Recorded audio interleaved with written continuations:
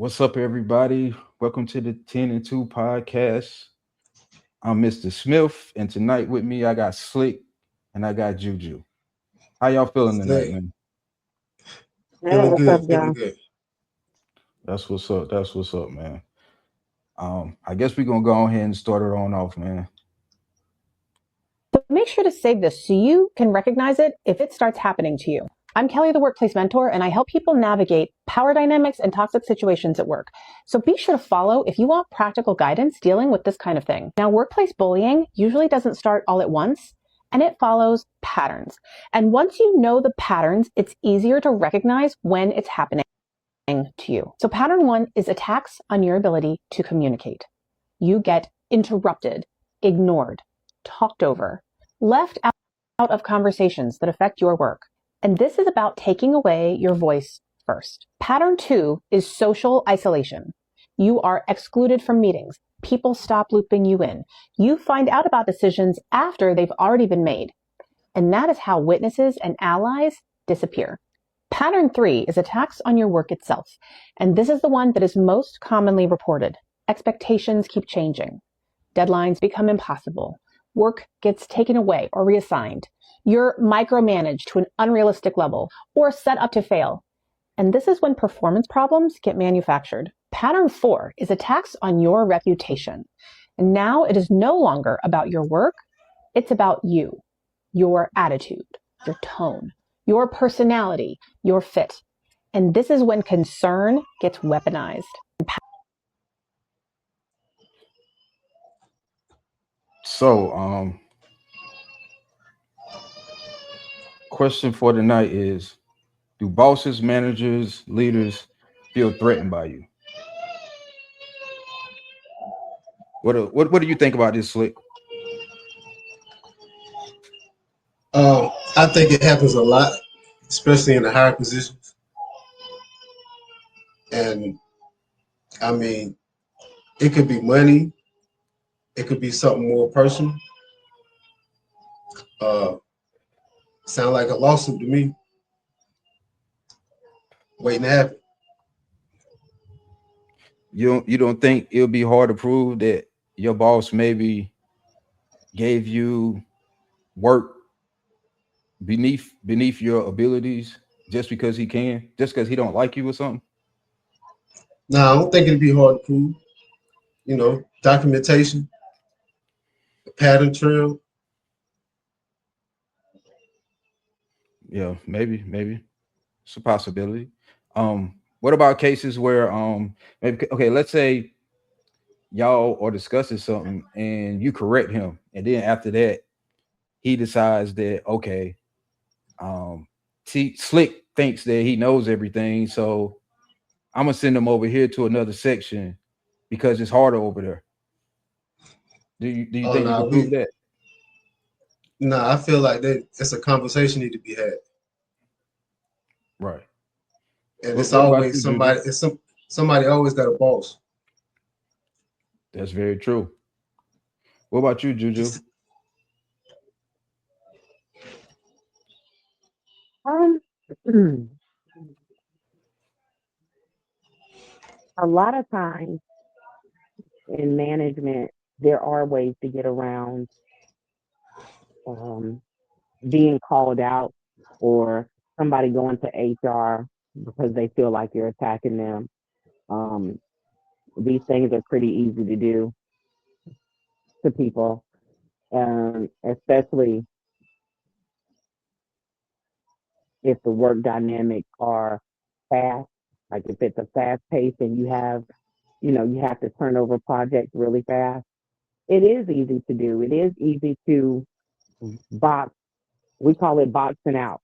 And I've literally seen in my career people do that on purpose because in my opinion, they were afraid of that person excelling and being noticed by somebody above the manager level.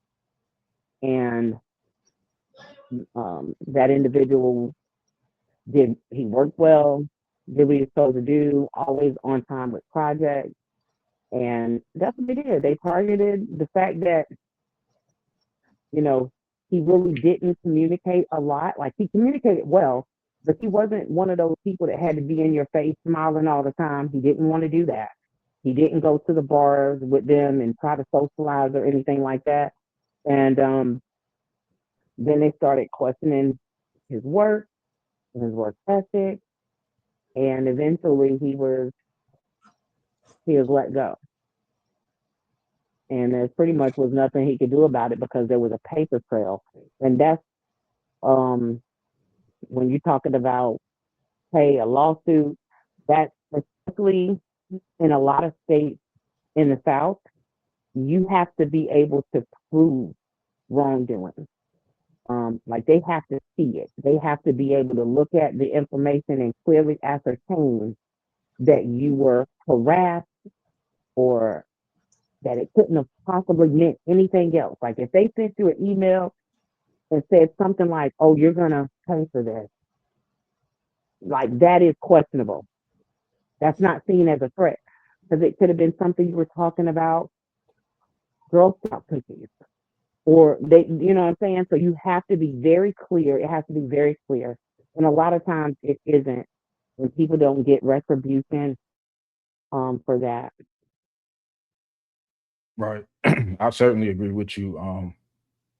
I've seen a lot of situations where that type of stuff happens. Like it's almost like depending on how your leadership is, you have to hide yourself and just give them just enough to be satisfied, but hold back the amount that'll make them feel threatened by you.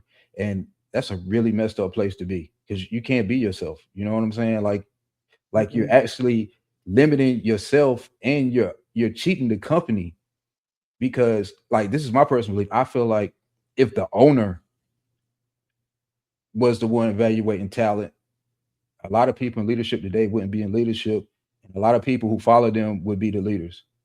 But because it's so many people in between and they got other things going on, they're not really allowed, you know, so they're not really in the loop to make those type of decisions. So the people who are, Hmm. they're just lucky to have their job and they're going to do whatever they can to hold on to it. It's a whole.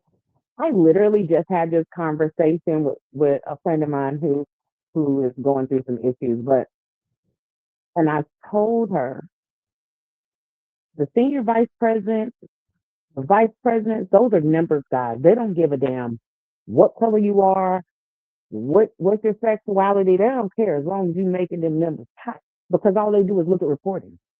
They Right. don't care as long. But when you get like manager, director, those are the people that feel threatened the most because their jobs are not really necessary. They're middle management. One, their jobs are not really necessary.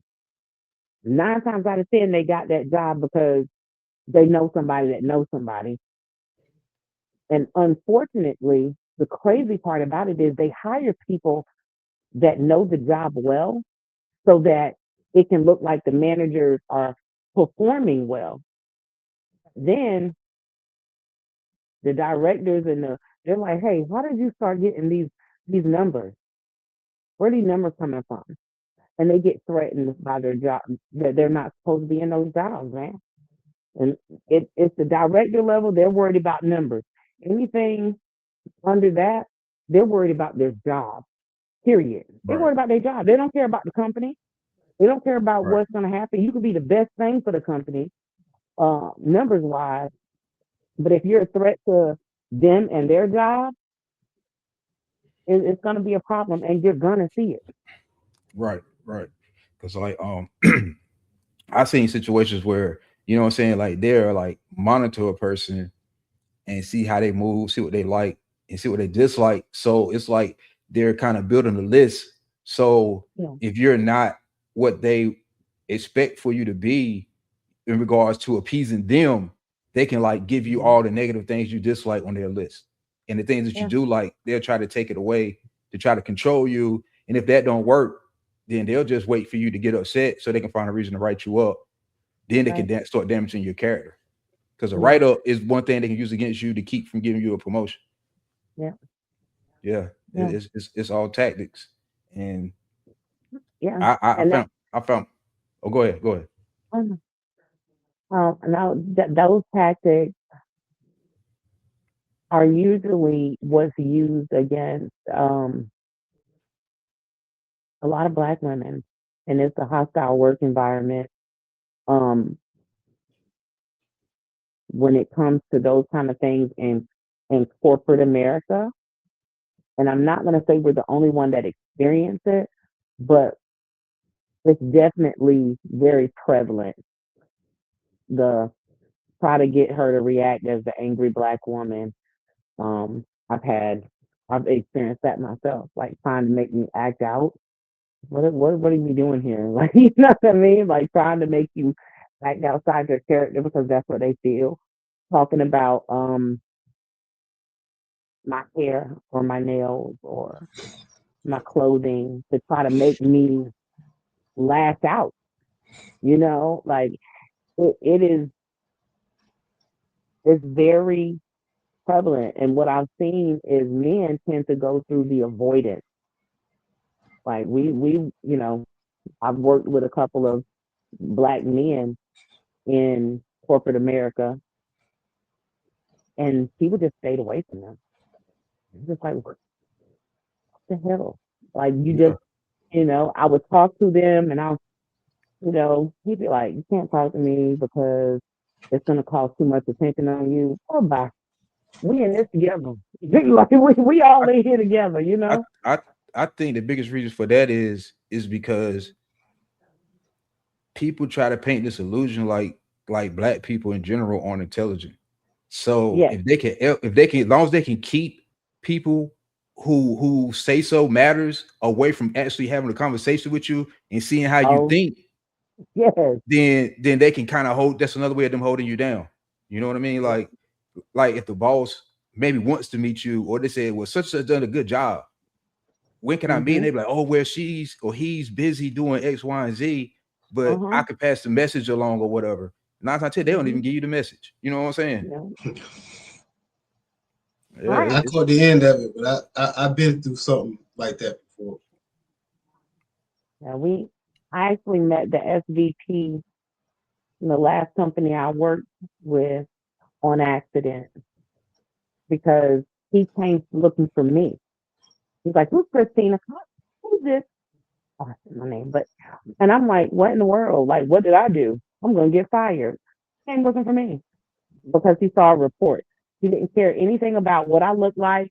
He didn't care about if I was, you know, whatever. He didn't care. I could have been purple and blue. He didn't care. He wanted to know whose numbers were up, and he came looking for me. And the young man I told you that I was talking to, and I'm like, look, man, we can network. We can make sure that we talk to each other and keep each other sane because it was really a crazy work environment. And he went to school at MIT. Like, why are you isolated in a corner doing Excel reports for these people? And he's trying to get his foot in the door.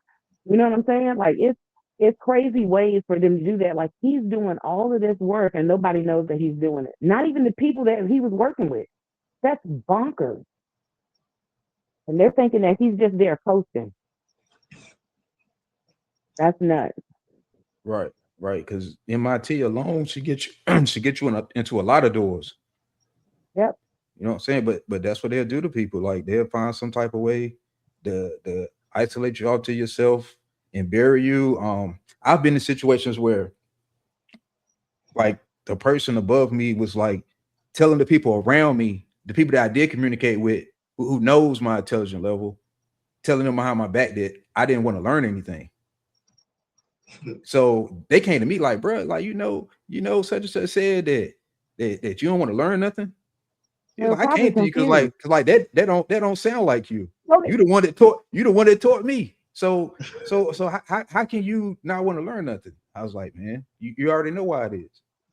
You already know why it is. Like people are so afraid, and then they don't really understand that like you thinking that my presence may bring you down, but in reality, you don't know. I might be the type of person to give you praise, and they take you up when I go up. It depends on how But you he look at it, already though. he already throwing rocks. So if for me, I mean, it's no other option but to come for their position. They ain't, Come they for well, their ain't gonna let you. position. They ain't gonna let you. Look, they'll do something some like kind of way. they'll do something like tell you one day you doing X, and then when you get there, you go to work, you doing Y, and they know you don't like Y, but they could have told you was doing Y before you left, so that you could be prepared. You know what I'm saying? Like when you go and be like, man, when I get up, I gotta make sure I get extra sleep because I gotta do this tomorrow. But they'll wait for you to get there and tell you because, and then it's first thing in the morning. Now you pissed off because you pretty much had your day planned out on exactly what you was gonna be doing. You know what you're gonna be That's doing. a power dynamic too. It's to let you know that you're not in control. Exactly. That's sabotage. Yep. Exactly. Yeah, And I that's to know I let you piss know you're people not off in control. because I don't really talk to nobody. I come in, I do my job, I go home. I don't do a whole bunch of talking. I definitely ain't doing no ass kissing. I ain't laughing at none of your jokes if the shit ain't funny. I ain't doing none of that shit. You know what I'm saying? Jokes ain't funny. we Yeah. ain't chit chatting. Right. I ain't doing none of that. You know what I mean? And so Yeah. I guess it's like I don't fit in, but to me, I'm like, yo, like y'all guys ain't even like real. Like outside of here, I would never want to deal with you because you're not even a real, you know what I'm saying? Like, I don't want people like that around me, man. Like, if it Me ain't either. funny, say it ain't funny. You know what I mean? Yeah. You know what I'm saying? And Like, that's the thing. A lot of times people can't even be real with themselves. Why the hell I want you around me? You can't even be real with you. right, I don't want to right, deal with y'all. Let's get this work done and call it a day. right. And Let's as go a home. people manager, I feel like if my team isn't learning and growing and being able to do different things, what am I doing?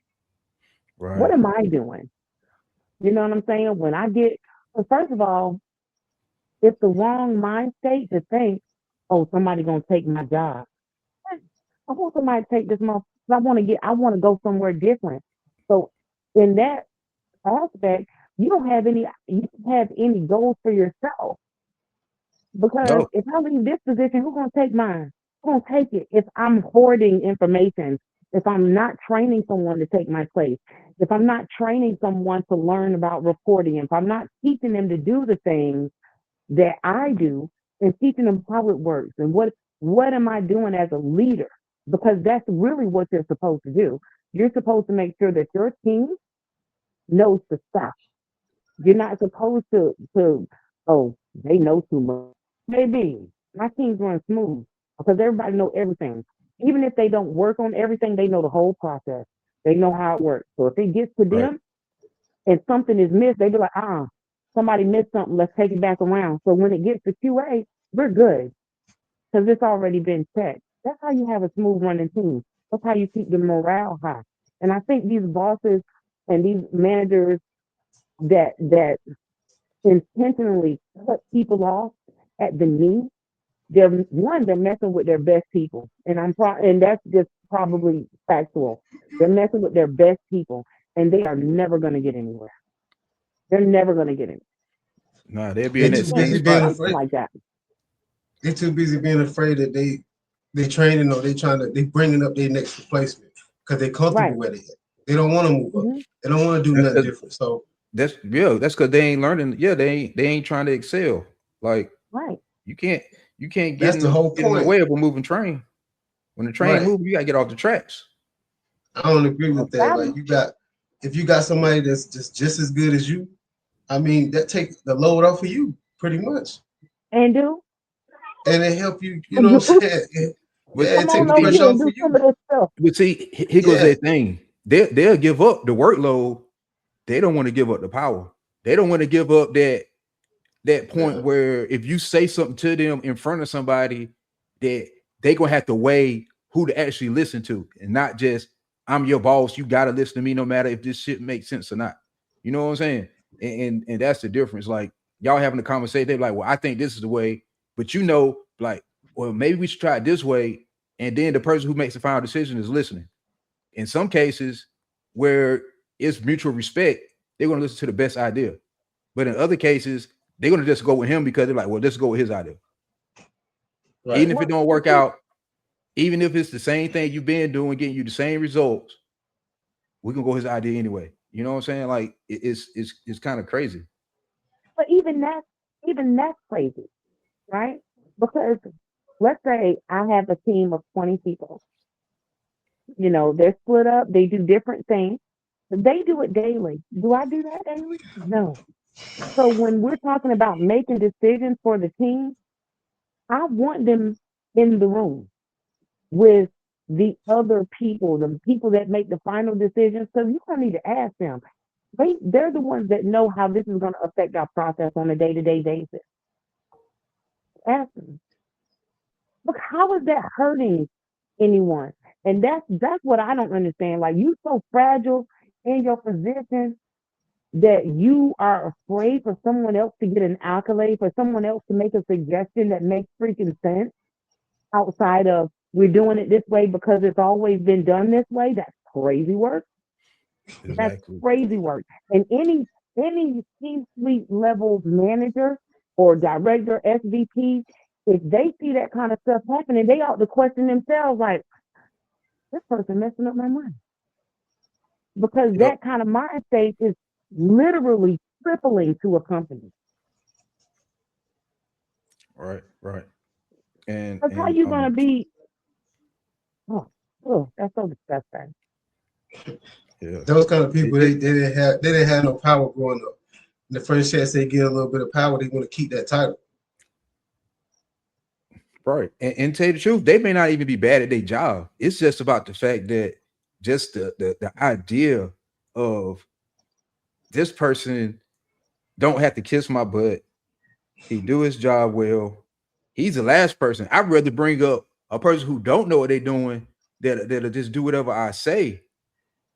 That's totally incompetent before I bring up somebody who know what they're doing but don't kiss my butt. I never understood that. That Yeah. specifically, what you just said, I really still don't get it. I don't understand that concept because I would feel like if I'm presenting someone that really doesn't know the information, that looks bad on me. They don't feel like that.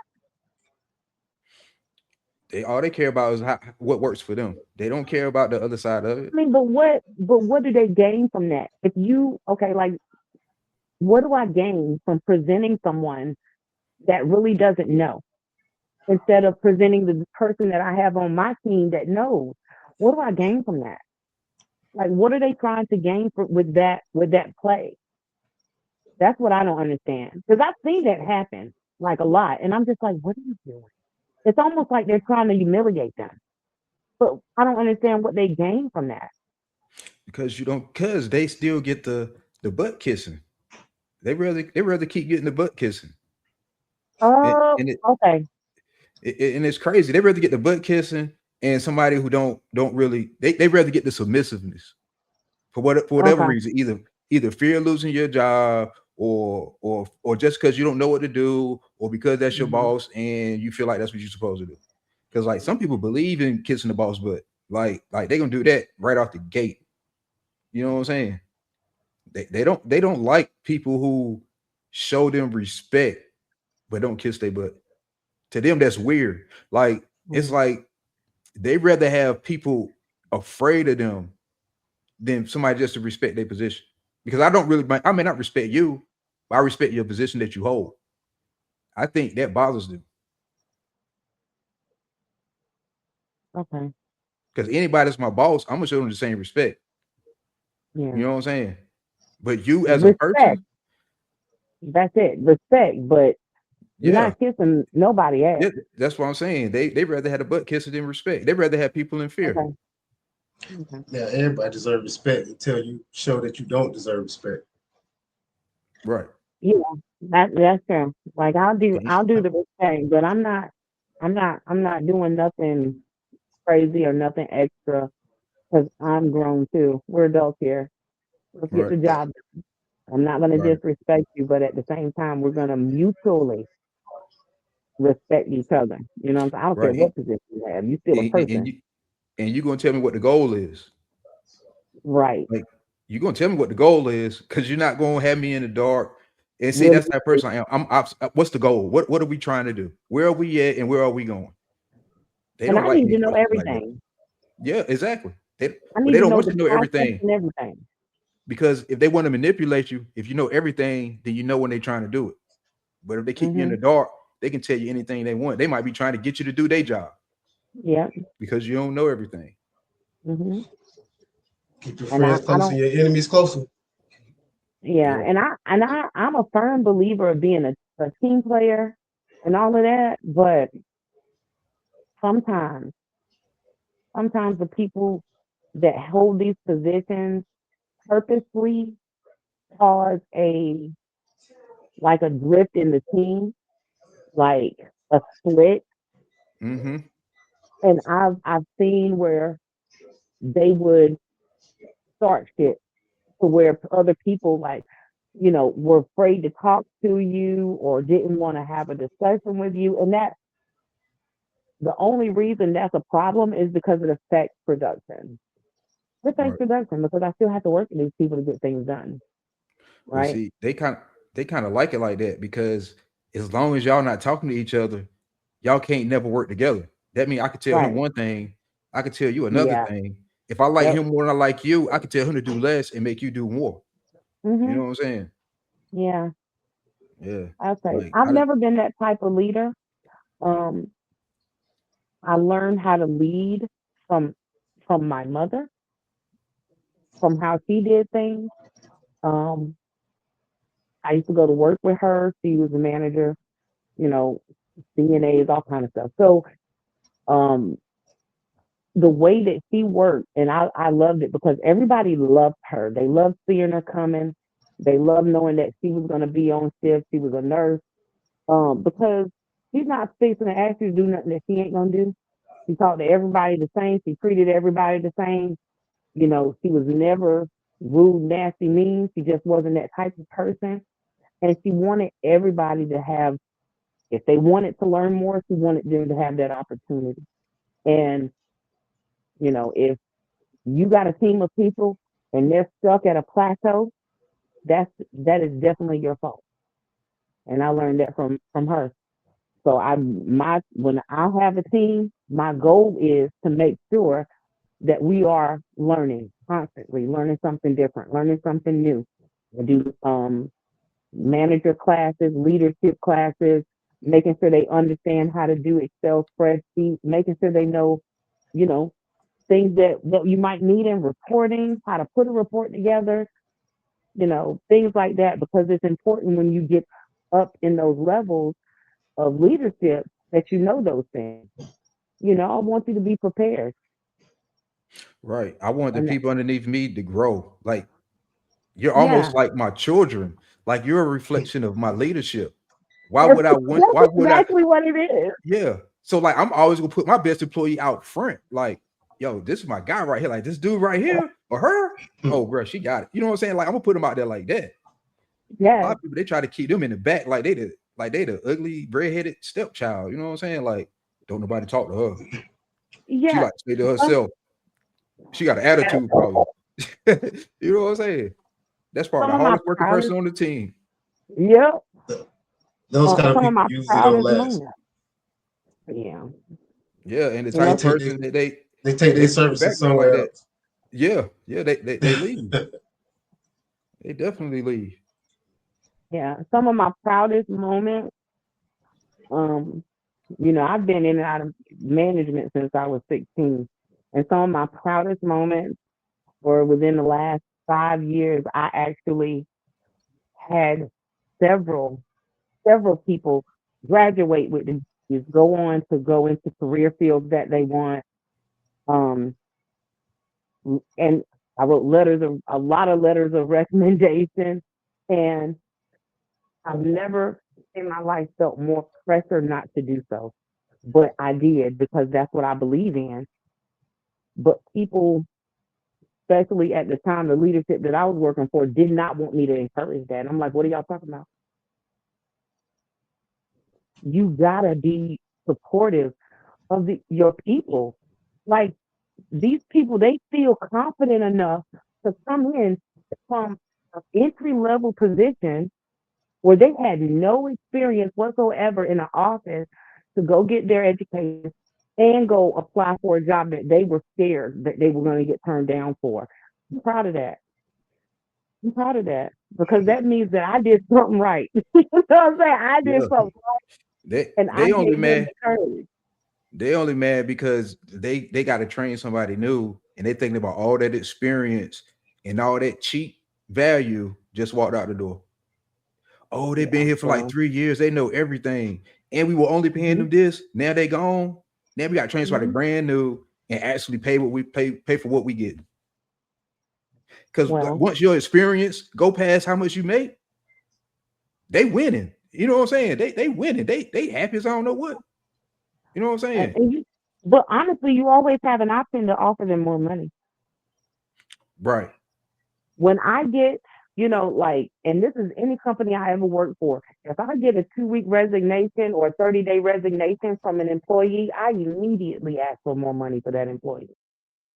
Now it's up to you as the senior level, C-suite level leadership to either approve or deny it. I immediately ask for more money. One, because I always do the training, and two, because if more money can keep an employee that's going to leave without a job, they're willing to leave without anything lined up. More money might keep them, but a lot of times they don't even want to do that. So you're gonna have to piss or get off the pot. You can't continue to not pay people, but then don't want them to leave because you want to use them for their experience and cheap labor. Like, we're gonna have to pick a battle. We're gonna have to Right. pick a battle, and there's just not enough people willing, not enough people in leadership willing to fight those kind of battles. They be scary. They be scary, and I just don't understand it. What are you so scared of? Those are your bosses. What you're supposed to go to your boss and be like, hey, I got this person. They do this, they do that. Their metrics are good. Da da da da da. I need them. There, it is imperative to our production that we have this person, right? And you go fight for their money. Go fight for their stuff. But people, they're just, they can't stand on it. They can't stand on business. They can't do. They too scary. They too scared they're gonna lose their job. I don't Yeah, know, but I'm just not that type of person. that's really what it is. And I'd be thinking like, dude, all this experience you got, and you got a title. Hmm You cheating yourself already because Yeah. you pretty much can go somewhere else and keep right on going and probably do a lot better. But you so worried about and a lot of times it's because the people around they got work for them make them so comfortable. If they go somewhere else, they might hmm have to prove themselves for at least, you know what I'm saying, a year or two before they can put their feet up again. Yeah. But But sometimes I'd rather do that oh yeah. than to keep letting somebody play in my face. I was You always know. told a good run is better than a bad stand.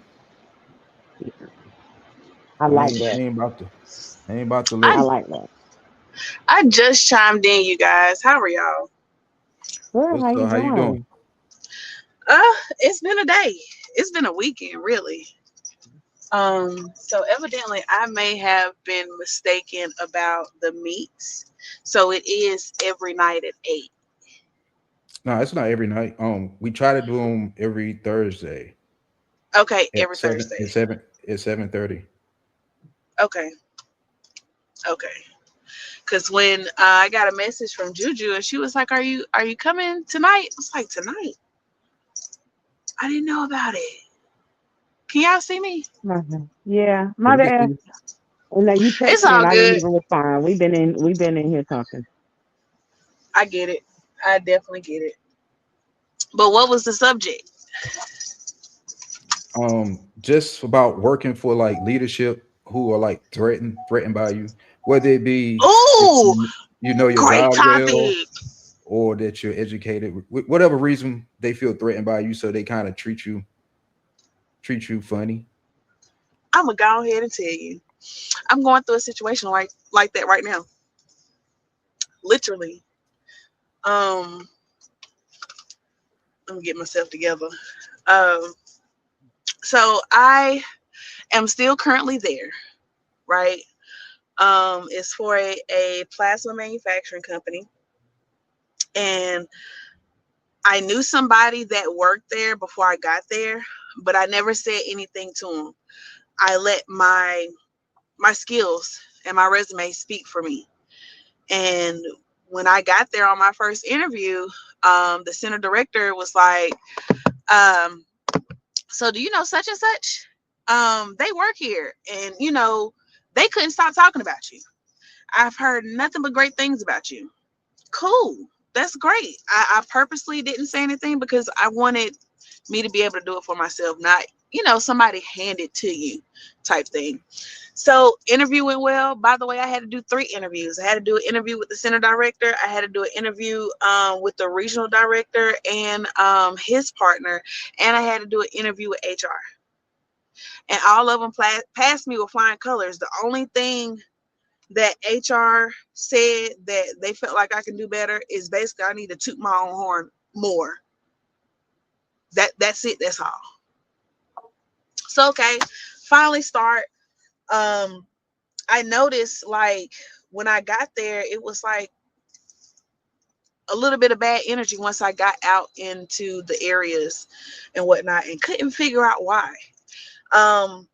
This particular day, we had a leadership meeting. It was for supervisors. I was going for front area supervisor. We're in the meeting, and I'm with my counterpart. And basically, in the front and the back is 2 supervisors in both areas. And she had been by herself for a while. And one of their complaints or concerns that they was looking to improve is that all of the things that need to be calibrated in the AM do not get done in time enough before the doors open. And once they told me when she came in and when the doors open, of course she doesn't have any freaking time. What made you think that she could be Superwoman in 30 minutes? I'm taking up for her.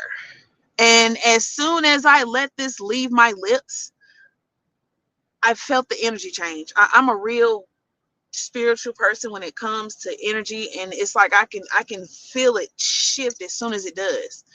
And I was going to speak with her after the meeting just to make sure that we were on the same page. Now, granted, because I want to give you a little side piece because it's going to be in that meeting. Once I got out on the floor, I felt comfortable enough to have my earpiece in, listen to a little bit of music while I do what I do. Because I noticed like the back of my hand, like I can go to sleep and still run this area with no problem. She had a problem, my counterpart, and said something to me, but it wasn't like, you need to put that up. It was just like, if quality sees you, they might say something. I know quality. I've worked in quality. So I ain't got nothing to worry about. Let it go. We're in the meeting. After I said what I said about her not having time enough, I was taken up for her. And I was ready to be open with a plan on how to get this done, even if I needed to come in earlier before my shift to do it. She got real upset, and she was like, well, I wasn't going to say anything. By the way, she's Caucasian. I wasn't going to say anything, but next time that I see a supervisor or an employee out there with a headset on, I'm going to give them a coaching. And management was like, who is that? Like, who was that? It was me, because I know how to take accountability. It was me. And the thing is, management didn't freaking care, but she was just that upset. And I told her, I said, I wasn't looking to, like, we're lateral. I'm not hiring you. You're not hiring me. So I can't come for your job because we got the same one. And that's how she was trying to make it seem. And I couldn't understand why. But I told her, I said, I was literally taking up for you because I knew that you didn't have enough time, and they're wanting you to do so much in so little time, and it's not enough. To be honest, what she was doing in the AM was a 3-person job. Just like when I closed, and I needed 3 people, but I did it all by myself. So that was like the start of, who is this girl? And even there's a difference between giving directives and being straightforward versus being condescending, because that's what they told me I was. Like you're real condescending and you're real mean. Evidently, y'all are not used to a supervisor actually doing their job. Literally, I had to write up one of my employees because she got out of hand in my area. Matter of fact, I didn't even write her up. I gave her a coaching. The same verbiage I used in her coaching, they turned around and wrote me up the same day with the same verbiage. You couldn't come up with your own? Like, corporate America don't, and I hate to say it like this, they don't like smart niggas. They like for you to keep your head down. Don't say too much of nothing. Indeed. Even if you know it, shut up. We're not talking to you. Indeed. And we always get called mean. They And try to it's call me always, mean. I ain't yes. mean. I'm not emotional like y'all. Y'all are emotional based. This is a job. We have a job to do. It's not about me not liking you. This is not high school. It is a place of employment. You didn't show up Yes. for work. I'm writing you up. I can Leave do your it with a emotions at the smile. door. You know, I can Leave do it your with a emotions at the smile. What are you door. talking about? But the video that Smith showed in the beginning, they said the first step is attacking the way that you communicate. That is how they attack us. That's how they attack us. That's how they attack us, saying that we don't know how. You're mean. You don't know how to talk to people. You're too direct. You're too forward. Mhm, Uh, if you was late, you was late, and I'm gonna write you up. I don't understand what I'm supposed to say. Well, mhm. I know you had a problem, right? No, you're not children. We're not. I'm not a teacher at a high school, love bug. Exactly. We are at a place of employment. These people got bills to pay. Mhm. Either you gonna, you know what I'm saying? Like we got to do a job, and that experience, girl, I'm all for This is the being a girl, reason why girl, I want out of corporate but America. This is the reason why I did not want to go back. But I had no choice. My back was against the wall. And I had to get out there and do what I had to do. But it was like once being in, like, and the thing is, I'm gonna tell you how much of a difference I made. I was only there 3 weeks, and we were already the top, like the top center to have the best production. And it was only because I was able to get my area in order and do it like it was supposed to. Do Like, y'all think a lot of cases when they say y'all mean is because they have to be extra nice because they suffer from white guilt? what you gotta be extra nice for? Just do What I'm your saying job. is what I'm saying what no, I'm no, what I'm saying is they have to be nice beyond what it's almost weird type nice versus you coming to work, handling your business, doing your job like what you expect everybody to do. They have to go above beyond to try to like coddle everybody and try to make you accept how they move because they're moving out of a totally different thing to you moving. You come to handle business and they come in to not hurt anybody's feelings. So they try to put it on everybody like we all have to share this. And right. my thing is like I don't have to be like you. I'm Mm-hmm. cool. You know what I'm saying? Like I come, Right. I do everything I'm supposed to do. I'm not going to disrespect nobody. I'm not going to say anything out of the way. And I'm never going to move in a way where a person has to worry about what type of person I am once I walk out the door. See, a lot of them people they putting on Yeah. like little shows. You know what I mean? Like that's Definitely. not Mhm. who they are. Yeah, that's not who they are when they leave. Definitely. I think Mm-hmm. it's because they're trying to write a narrative that Yeah, doesn't fit you. yeah. And Definitely. Because they're trying to tell people you are something that you're not. Because if they're looking you in your face and telling you you're mean, trust and believe me, it's been a conversation behind your back, several Oh, I conversations know, behind your and back, I know you that it know? was. I So know that it that was. is the way that they start to mess up and tarnish your image Mm-hmm. because corporate gossip get around like like a reality TV show. Like you're in one department and let something bad happen. People in every department gonna know Uh-huh. because every right, time these people pick up the phone, they're gonna talk about it. So Mhm. I don't think it's so much And they did. as guilt as it is trying to write the story, and like I said before, like provocation, trying to provoke an emotional response from you. You know what I'm saying? Like trying to Definitely. make you upset. Because Uh-huh. you can call me mean, and I'm gonna look at you like Yeah, I clearly mean, you don't know me. they And tried that to doesn't. Michael Vick me. That's how bad But it was. They tried to see that. Michael Vick me. See, that's the Lord point. have They mercy. want to try to put you in a box and give you all these Hmm. faults so that they Yeah. can Hmm. put you underneath their power. See, as long Hmm. Yeah. as you move independently, you'll get more respect from the people you work with than they will because they I faking. do. So they And I try to I put did. you do. into this box so that they can say, "Well, you have these issues. I can teach you how to do it right," and then you're therefore submitting yourself underneath their power. Yeah. And the I thing live is, and they I wasn't doing it no. right. I'm sorry, Juju. And Go I'm ahead. no. I'm just saying like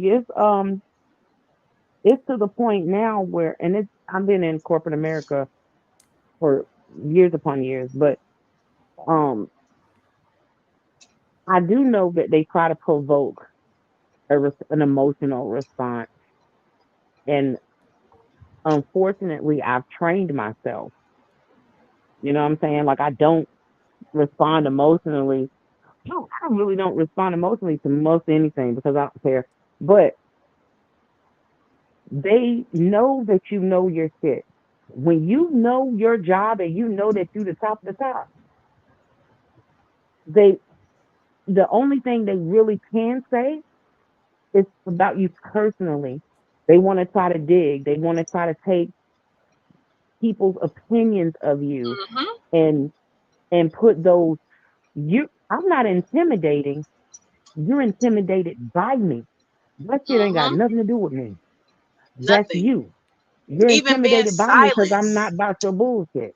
And Hmm. that's really what it is. Like I am straight business. We're not, and I can laugh and joke with people and, you know, but we're gonna get down to business and it's gonna be business. It's never anything personal or none of that stuff. Like I am a straight shooter, period.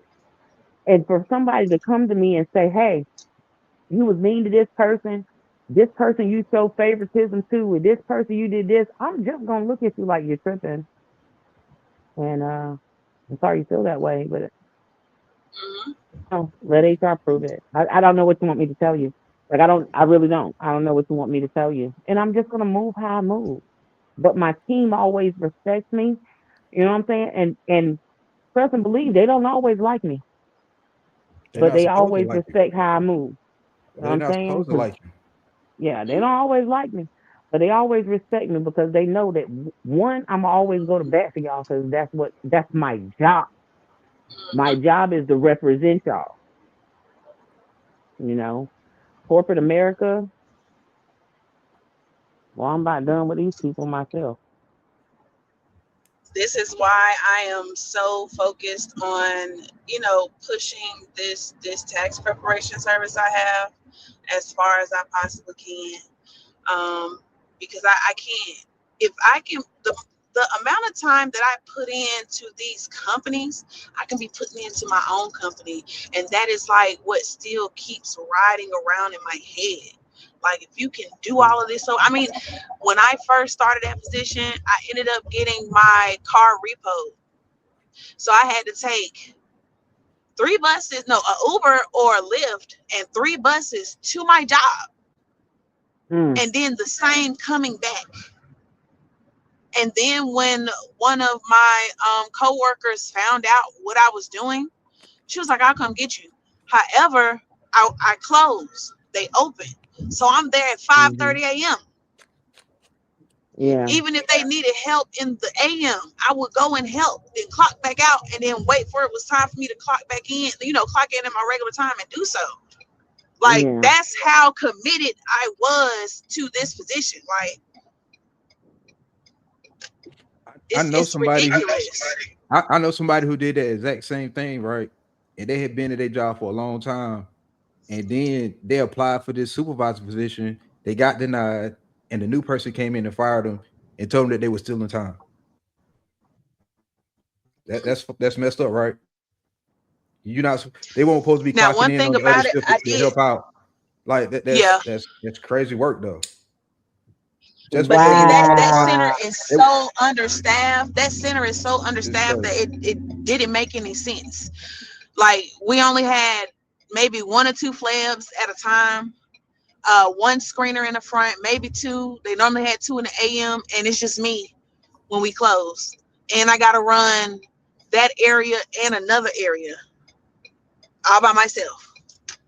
So it was very understaffed. But one thing before I did clock in, I always asked, and I didn't even ask my manager, I asked the center director, because he's going to give you the okay any day. The manager, it was almost like she wanted to keep me up under her thumb as long as possible. But it was like I knew more than you, but I tried not to say anything, but I would give suggestions hoping that you would realize and you can actually use me for my knowledge. I just hate when people say, I can't do this, I can't do this, I don't know how to do this, let me ask such and such. What is your position for? Because if you have to keep asking these people over here, what are they paying you for? Not a I don't get it. Right. And then that write-up, I'm not even gonna lie to you, that write-up broke me down for a second. It broke me down to where it brought tears to my eyes, because I told you they tried to Michael Vick me. Like, people was lined up, like, just in case you didn't know, like, she made 2 lefts and a right yesterday when she was supposed to make 2 rights and a left. I don't know if that's important, but I just wanted to let you know. That's how they were doing me.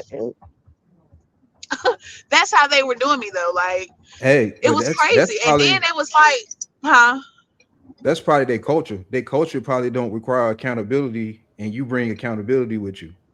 So they're going to line up against you because you're going to make them follow the rules, and the other people probably letting them get away with a lot of stuff that you ain't. So they're going to band together to get you out the door. I would agree with that. I would agree with that, because I came in with straight structure. I did. Because a lot of stuff they was doing, like, if the FDA, and they was well past due for an FDA audit, if the FDA came in right now and see y'all doing what y'all was doing, like, y'all would be wrote up, like that audit would go way left. This is what we need to be doing. But I guess it hurt me when they was like, even the donors was complaining about you. Where you gotta be lying. You gotta be lying. And then it was we had a new employee. Oh, by the way, that counterpart, she ended up quitting. She ended up quitting because of me.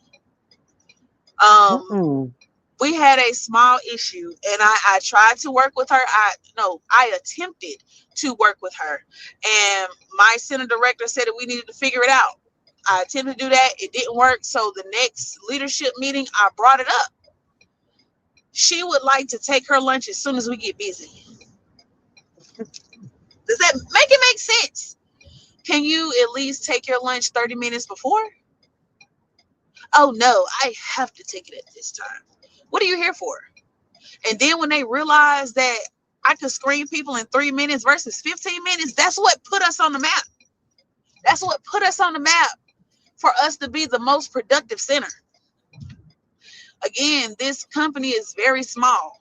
It's very small. Like, they only have like 8 to 10 centers in all, versus other companies that have 300, 400. It's a mom and pop shop. So they were like, dang, like, okay, we see what you're doing. To the point where the regional director just came to check in one day. He was there for a week, and he pulled me to the side and was like, I really, see the good that you are doing. Like, I can see you moving up. Like, just stay focused. No problem. And again, in this industry, I've done all the production areas. Like, I know it. If they would allow one person to run a center, I almost can do it. But that's not what I was looking for. I was looking to be a team player. And it's like nobody wanted to be part of a team. But the thing is, what's done in the dark, it always come to light. Because they don't want to be a team player. She wanted you to work for her. Right. That's exactly what it was. But she didn't want to be a team player. She wanted you under her. She wanted to be your mentor. But that's not the thing. You were supposed to submit. How can you be my mentor if you've never been in this industry? I don't understand. I don't get They it. You don't don't care But care. about that. I digress. I digress. But the thing is, what's done in the How dark will many always come to the managers, light. Huh? you know how many managers and directors I worked for that didn't know half the stuff that I knew? Didn't And even you know how ended to up run doing stuff. their job for them. I'm sure it was a lot of them. Or you Yeah. show them And you was something probably simple that, trying to that's figure been out how there. you got skipped over. Oh, I already know how I got skipped over, but it's okay. It's all right. Going through it now, and it's all right. At, Cause at the I just end of cut the off day, I knowledge. I just, don't do that mess no more. I'm not telling mm, nobody. Don't ask me nothing, and I just say it. No, no, thank you. I I cut gracefully mm, decline. access. I don't work places where like when the customers would come in, they would bring them to me, or like artists, anything like that. They would come ask me the questions. I'm like, all these people in here, even you the supervisor, why they coming to me? Because they know I know the mhm, answers. But at the same time, when my supervisor left and I tried to apply for that position, they was looking at me like they ain't know what I was talking about. You know mm, what I'm saying? I outperformed the person that's over me. I got more Hmm. education than him and my supervisor. I know everything. He always used me in every example to tell everybody else how they should be doing things. How am I not already leading? You know what they did Hmm. after that? You know what they did after that, right? Sorry. remove the position. No, they try to make me wear a uniform. Mm, Yeah, they try because like my position didn't require a uniform. So then they try to make me start wearing a uniform so that new people or the people who are already there would see me as a regular employee like them and not come to me when they had issues because they were coming to me before they even go to the general manager or the operations mm. manager. So they try to put me in a uniform. Do you think I wore it? Yeah. Try to dim your light a No, little bit more. I didn't wear it. Mm-mm. I never wore it. When I left, I No. said they still in the locker room in the plastic just like I got them, and Mm. never put them on. Like you ain't gonna do that to me. Yeah. And think I won't. Hey, can you help me with something? I'm busy. You probably should ask your manager. Now you know what I did? I did more. I did more than what I normally would do. There was already more. I probably doubled my output the day I left, so that they would know this great day, this schedule that you be crying about all the time. I don't put Mm. you up like 3 months, but guess what? It's gonna go right back down. And when you ask questions why, and you start checking the numbers, like, well, what was going on Mhm. here that ain't going on now? Oh, Mhm. he gone. Yep. Yeah, Yeah. yeah, he gone. Now look at what you And right have. now, I'm on suspension. I'm on suspension right now. And ever since I've been suspended, they have had so many call outs in my area. Like my whole team has called out because they're being overworked and they couldn't Hmm. handle the job that I was doing by myself. So Yeah. I'm just sitting back and I'm suspended with pay. I'm Oh, suspended with so pay, that's vacation then. Yeah. basically. And I, to be And I honest, was. I was attempting to figure out how I was going to do that and do my business because this is the season right now from January to April. Right. This is the Hmm. tax season, so I was trying to figure out how I was going to get this stuff done because I wasn't going to miss a dollar. Well, huh? It worked Okay, out, didn't didn't it? it? Didn't it? Like Yeah. at the end of the day, my peoples don't play about me. My peoples do You hear not me play now? about me. That's what made me calm. Like I don't allow them to see any emotion, but I have to vent sometimes because of the fact that, like, I can't, I'm not that type of person, so I can't understand the mindset sometimes. Like, I can't understand the mindset. Like, if I had my team and I got a person that's always number one, I'm gonna make sure that person is happy with where they at because I'm gonna need you not to go nowhere. I'm gonna need you to stay here for a little bit. Like, what you need? Some cookies or something? I need to DoorDash you something to eat. Mm. You want a little cheat raise? I can ask somebody to give you some more money, but I'm gonna make sure that that person feels and knows that I appreciate the work that they do. Mm-hmm. It does not go unnoticed, and every time I have an opportunity to reward them for that, I will do so. For whatever reason, most companies treat their best employees the worst. Right. And then you know the Like, funny thing, right, is when they see mm, black people, they always assume that we in a enormous amount of debt or we on child support. You know what I'm saying? We always in a yeah, situation where we're forced to work there and we got to put up with whatever they give us. okay.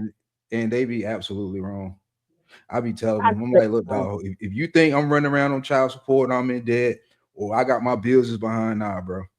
You know what I'm saying? I can walk out here right now and I won't never think about this place again. To tell you the truth, I get tired of thinking about it once I leave anyway. I've been trying to figure out how to do it. And the best thing I might ain't be never. to leave. You know what I'm saying? But My it's mama just used to crazy say, how they, "Don't quit a job until you got a job." Man, fuck that. yeah. And that's why I'll they would walk try to out hit this you with motherfucker questions. right now.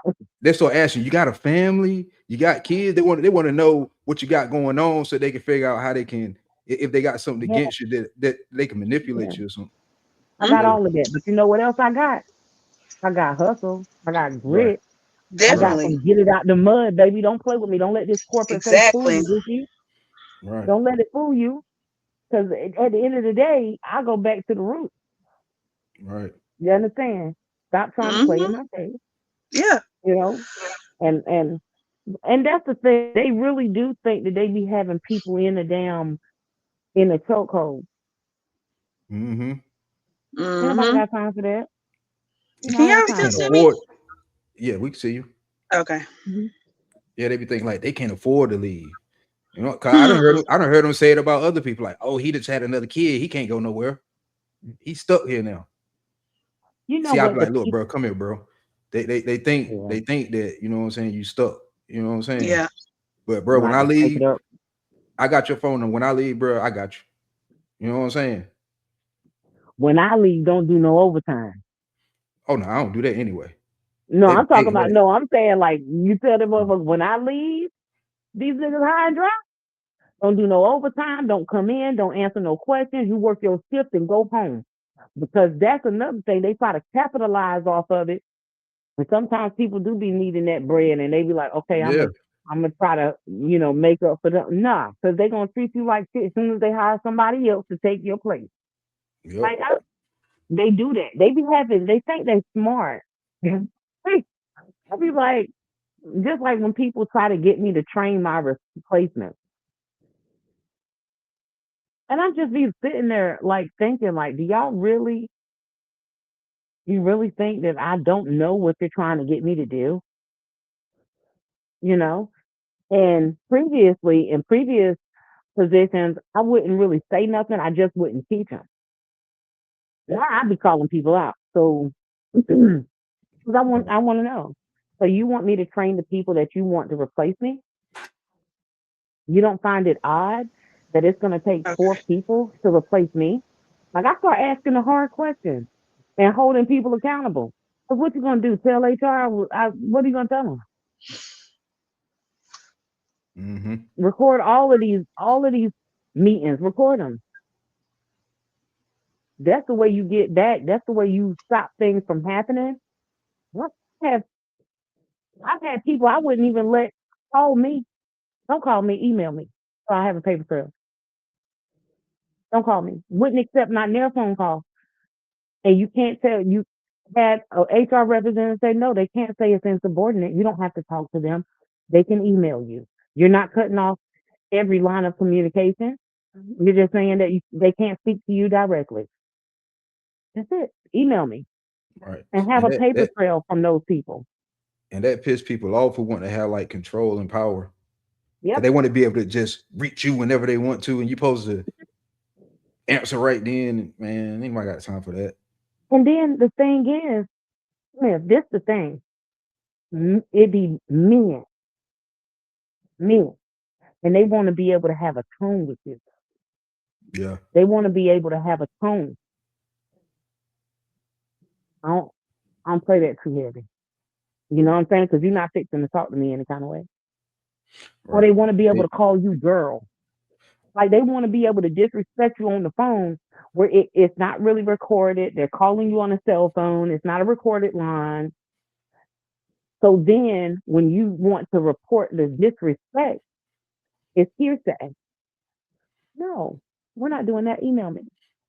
right. There you go. Or look, or try to make whatever you're talking about, try to make it less relevant. Like that doesn't have anything to do with that. Like, how don't it, man? Like, how don't it? You know what I'm saying? I don't. Because like, That doesn't I have was, anything to do with it. What's it? yeah, because like I was talking to a leader in the organization I worked in one time, and I was talking to him about morale. And he was like, "Well, morale doesn't have anything to do with a person deciding not to do their job." I was like, "How don't it? If they're with somebody who's making them feel uncomfortable, and then they're putting them in a position where they have to choose on whether or not to continue working or go home, like, I mean, they don't have an option. How is it not? How's it not the same thing? It's like, well, they were Can y'all insubordinate hear because me? they chose not to work. I'm like, that's the same thing.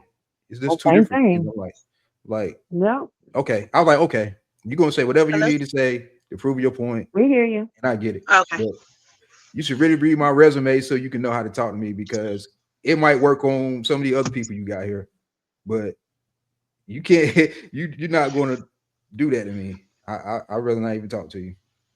Yeah, And once I said I ain't want to talk to him, I pretty much decided, it's time for me to go, yeah. Mm. because I you just I decided they don't even look at resumes, especially if you've previously worked with the company, like going from interdepartmental changes. mm, Mm. Although you have to submit your resume. Like if I'm in this department and there's an open position in another department, I still have to submit my resume. I still have to go through an interview. But ain't no way they look. no, Ain't no way because for whatever reason they be trying textbook shit on me. Mm-hmm. Like mm-hmm, they'll try the, oh my God, you're doing so great. I know. Where's my money? right, Well, I'm gonna give you employee of the month. I don't want that. right, I want my Mm-mm. money. Don't nobody in gotta say my name on no platform, on no microphone, on no newsletter. I don't give a damn about none of that. right. Where's my money? Let it show up Give me in the my check, money, love bug. Mm-hmm. right, Show me where that shit matter. right. Yeah. Because you got to know, if you look at my resume, that what you're doing is not going to work on me. That's what I'm saying. Like, why would you try to do that? Like, what are you Right, doing? right, right. Because they still be trying to play in your face, hoping that you would just go with the flow. It's a Yeah. test. And It's literally a test. I had to lean my head one day. Like, Mhm, you do know I have 3 degrees, mhm. 3 of them. Yep. And I've Mm. been in management forever. Literally since I started working on legally started working because I've been working since I was like 13. But legally since I started working, I've been in management since I was 16. I know you ain't coming in here with the fees and accolades and words of encouragement. Girl, Right, bye. Where's my money? right. Hey, Mm. Not the words of encouragement. yeah, But- like oh, trying to get me to do extra shit because you told me I did a good job. Girl, I know my work is stellar and I'm not doing nothing extra. Where my money at? Yeah, I'm Money telling at? y'all, the winds in Winston right now, it's crazy. It might Oh knock some yeah, power out. we Like experienced my the car same. was doing the daggone shake. It was doing the Harlem Shake just now. Oh no. I got scared. No, for real. Did you have another one for the night? yeah, I do. No. Okay. I'm about to pull it up. But that one was a good one, and it came right on time for me. Right on Yeah, time. girl. Four absolute worst type of people that you must be consciously aware of so that you can avoid at all costs because they will try to infect your life. And number four is the worst of them all. Number one, the person that never criticizes you. Now I know what you're thinking. Wouldn't you want to stay away from people that criticize you? Except people that don't criticize you don't care about you. They'll support all of your bad habits. They don't actually have your best interests at heart. Think about it like good parents. Good parents will often give their children constructive criticism. Why? Because they want their lives to improve. Number two, vampires, except not the type that sucks your blood, but the type that sucks out all your energy.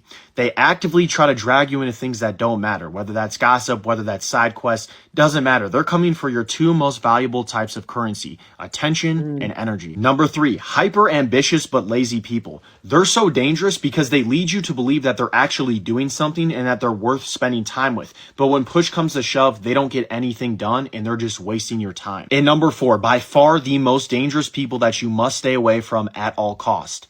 It's pessimist. The entire world has been constructed by optimists that believe that they could achieve something and then went out and did that. Your thoughts turn into reality. So if you're around people that are constantly thinking negatively, their life will be negative, and by proxy, so will yours. Mm. Wow. I like this one, Question. Smith. Oh yeah. I So, do too, because it still piggyback on what we just spoke about. When you have a light and it shines brighter than others, it makes them feel very uncomfortable to where they will start doing things out of the ordinary just to dim it. Mm. And true. those are energy vampires. Like, they would do anything to dim your light because yours is shining bright. And the thing is, you don't have to do anything. You're just being yourself. You don't have to do nothing, not a Nathaniel thing. Mm-mm. And it's just something about you, period. And they will suck, they will leech. And not only will they be energy vampires, they will also be monitoring spirits too. Oh Yep. yeah, definitely. Definitely. So this all kind of rolls in together. Thank you. Thank you for tonight. Yeah. I Yeah. think pessimists are kind of bad, but I don't think that's the worst one. What's the worst one? I think the non-critical is the worst one, and only um because there's levels to that shit, right? Okay, so a non-critical person, which to me is a yes person, lets you do whatever, whatever, you know what I'm saying? But you also have people that criticize, but not to help, to hurt, right? They don't criticize in order for it to be constructive criticism. They criticize in order to take stabs at you that they would not normally do. And those are the other people that I'm like, okay, yeah, non-critical person, somebody that really don't care about what you do, don't care about you either. But it's like me saying, it's the difference between me saying, Smith, I think that you have a very powerful voice and people want to hear what you have to say. Maybe you should focus on articulating that better. Or saying, I don't like the way you talk. You always mean to everybody. You don't talk to me like you're supposed to, da da da da da. You understand the difference between those two? One, I am encouraging him. I'm telling him what he does right. I'm telling him that, hey, this is a quality that you possess. You just need to hone it, right? And the other one, I'm being shady as well, right? I'm not trying to help him. I'm just taking stabs at him, saying, just trying to be taking stabs at his energy. So although a non-critical person is dangerous, there's just levels to that, to where even you have got to make sure that criticism is coming from a place of love. Criticism that comes from a place of love shouldn't feel like a personal attack.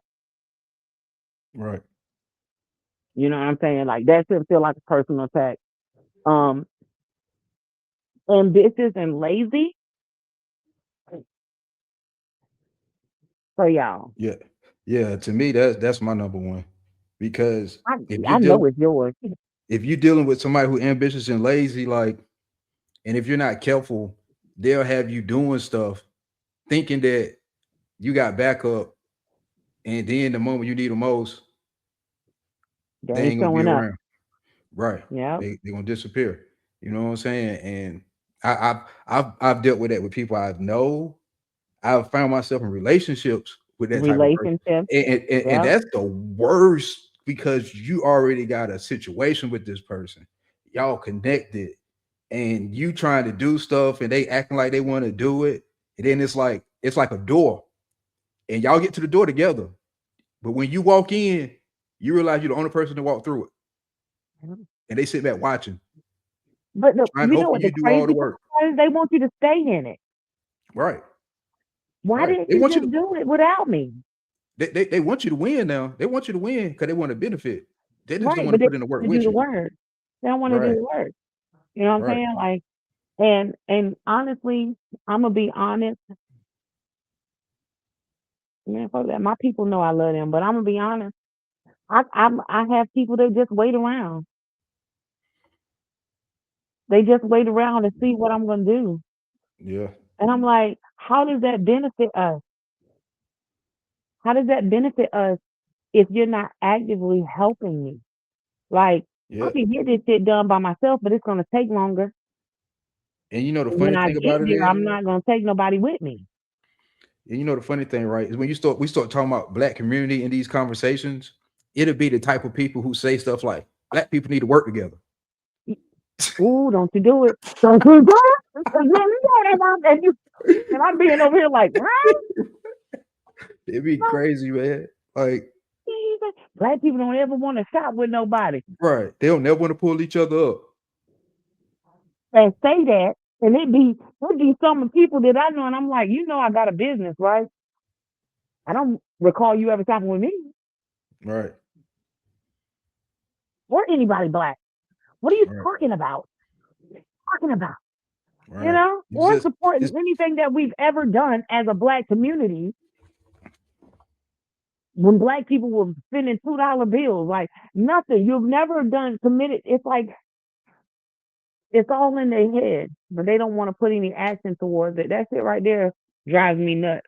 Cause what you waiting on me to do? right. Pretty much everything. Do everything except for reap all the benefits yourself. Listen, Okay. if I gotta They want build you. it brick by brick, then I'll continue to do it by myself. Yeah, ain't that the story of the little red hen? You remember that story? Ain't Yeah, it? Want nobody help her make the bread? Hey yeah, yo, you see way back then, she was trying to get that yeah. bread. Ain't nobody want to help her. And it's my personal thing is, what used to upset me the most is that everything What's I've that? ever done has been for people I love. I've never done anything with a selfish, oh, this is gonna be for me. It's always been this is what I know how to do. Let me find a way to do this so that I can grow and so that it can benefit the people around me. Right. And I learned the hard way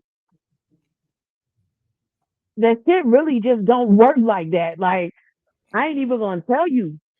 I'm a lot tougher skinned now when it comes to family and people I love. But I used Hmm. to be so sensitive. Like it would hurt my feelings. I'm like, I don't understand why you don't want to help me. Like this is gonna benefit us. And it took me learning the place that people operate from to understand it don't have shit to do with me. Because I used to think it has something to do with me. Maybe they don't believe in me. Maybe they don't think I can do it. But it really has nothing to do with me. It people automatically put their fears in your place when you're getting ready to do something big. It's their fears. It ain't got shit to do with you. And once I realized that, I was like, I'm not asking no more. I just do it by myself. Right. Like that's how I move. Like my mindset is, if I started, how do I do this by myself? Because anybody that I bring in can always have the potential of something coming up, making another choice, or they won't really serious about it anyway. So I always try to think of how can I make it happen on my own if I start it. And if I can't do it on my own, I'm not really going to start it because I've never really had that community of people where I felt secure enough to start something on a certain level where I felt fully supported. You know what I'm saying? And it's because Right. it's been situations where I've tried stuff. I would show people stuff that was working. Like, yo, if we do this now, dude, it's gonna tell them how far we can go. And all I is I get back with you. And then I go out my way to try to get back with them and help them get started or help them get going. Oh, I got this going on. Oh, I got that going on. Or if I do get them to take the first step, oh, why it ain't working like it's working for you? Dude, you just started. You know what I'm saying? Like it's gonna take time. Like it's not gonna be overnight. You know what I mean? It's like I don't know, man. It's crazy. It really is.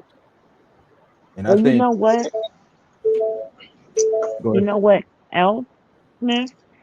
Is that energy vamps goes back into that too, because a lot of times people that interact with us on and talk about these ideas, and they're not, their intention is never to help, but they are trying to soak you up. Right. They're trying to soak up your energy with the intent on trying to see if they can get where you at energetically. Mm-hmm. And it doesn't work like that. See, the problem with energy vamps is they always think that if for example, if he thinks if he drains me that he will have my energy. And that's not how it works, Right. right? You can't drain me and then be me. That's not how that works. And that's where they get Mm-hmm. mistaken, right? They want to drain you because they want to be you. They want to consume who you are so that they can be like you. But it Mm-hmm. never turns into that, and they don't understand it. They don't understand it.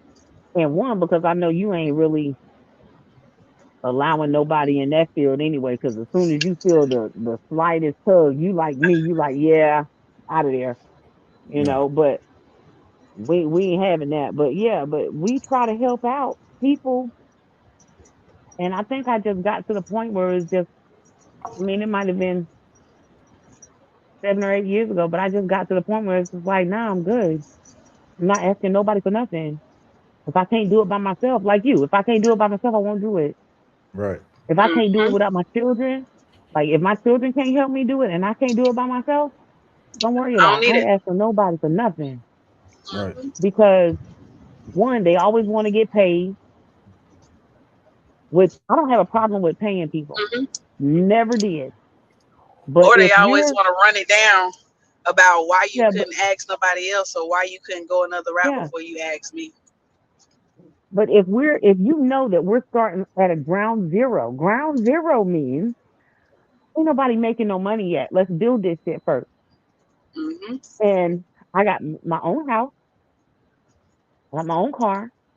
Like my whole thought process is I'm paying one mortgage. If we need to live together in order to get this up so you don't have to pay no bill, so you don't have to struggle in the street, so you don't have to do anything else because clearly you already ain't doing what's supposed to be doing, then we can do that and get our and build. But people don't even think like that. Like they don't No. even think Mm-hmm. like this. They just Like want Yep. instant results. They want instant results Crabs in a because barrel.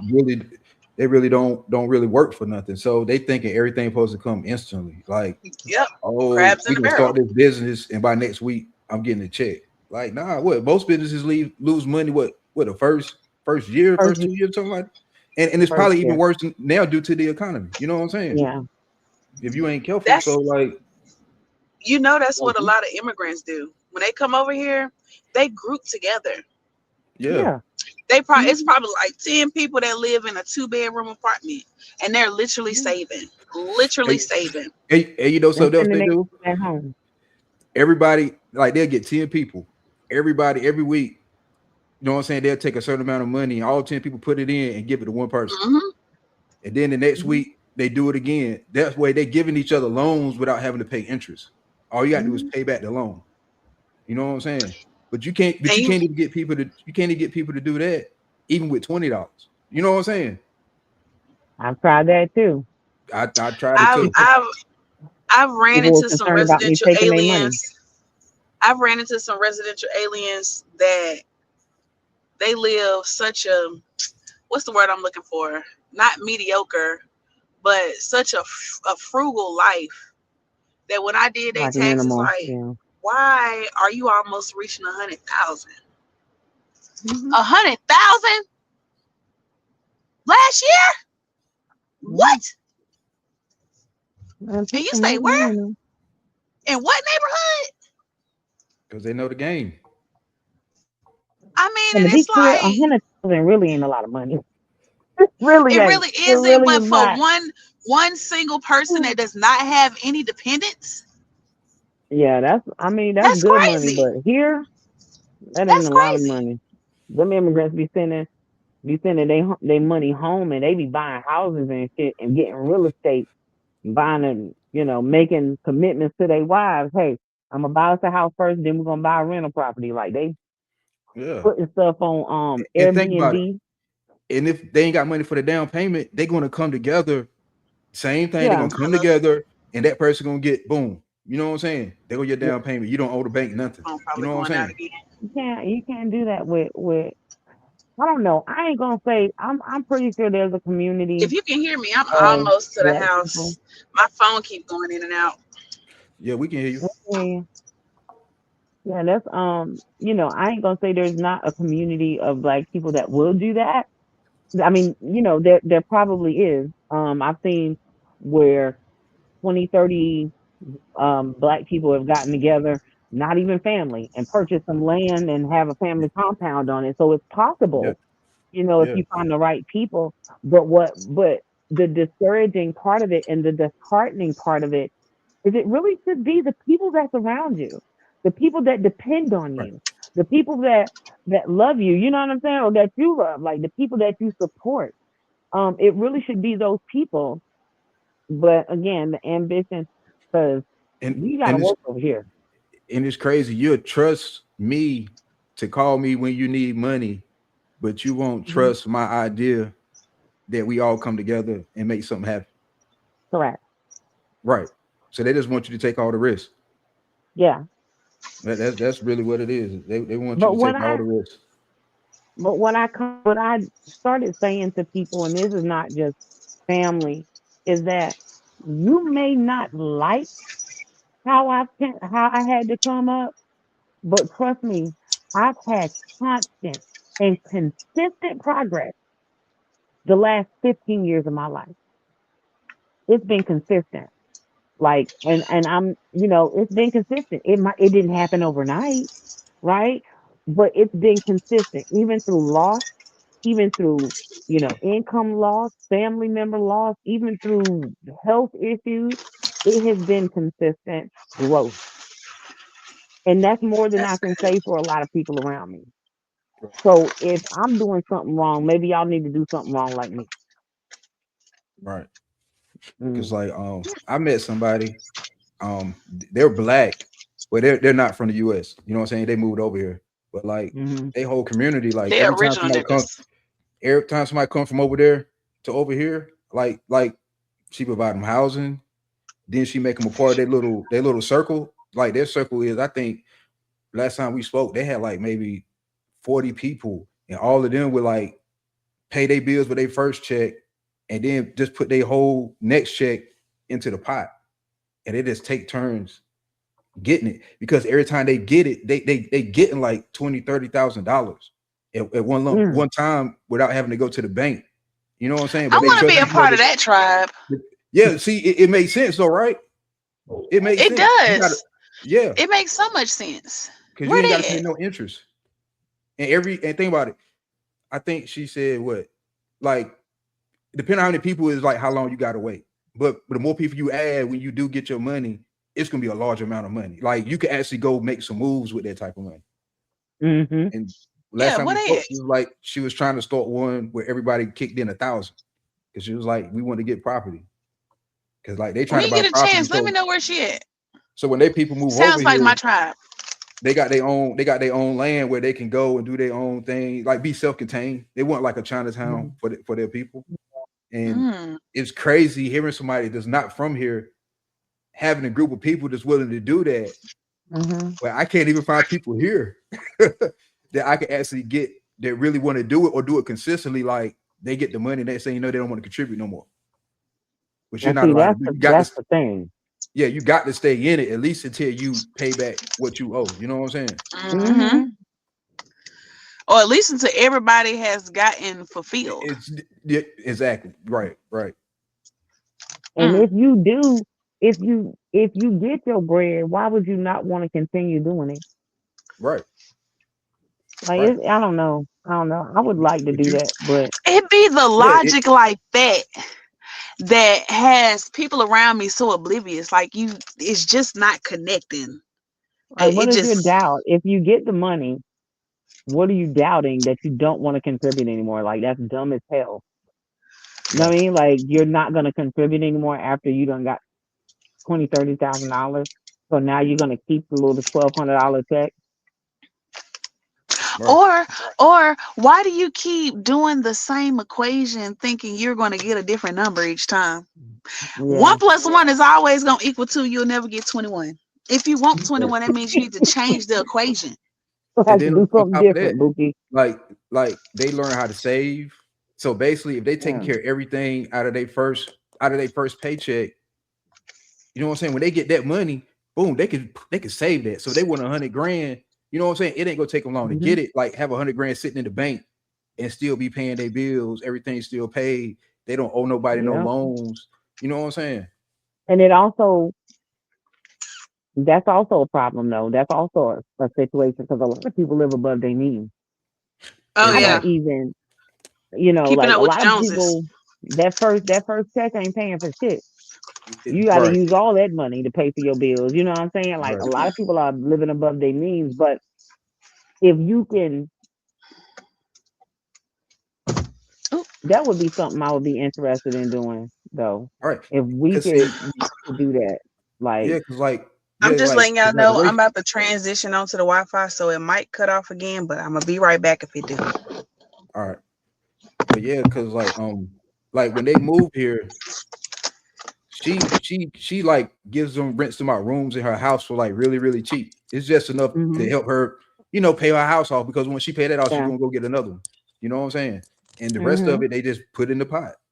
And when they ready to leave, when it's time for them to hit their money, either they save it or they go ahead and move on to do their own thing, or they keep saving it and keep paying her. So when they move, they don't never have to come back. You know what I'm saying? They can go and do the same thing she doing somewhere else.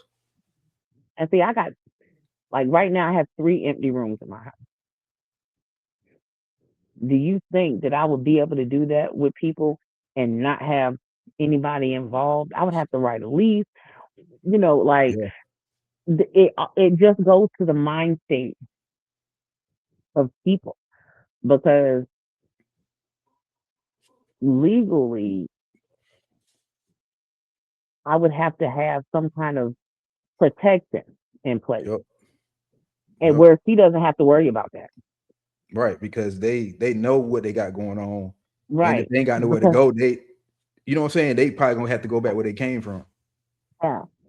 And that's another concern, right? But that would be awesome because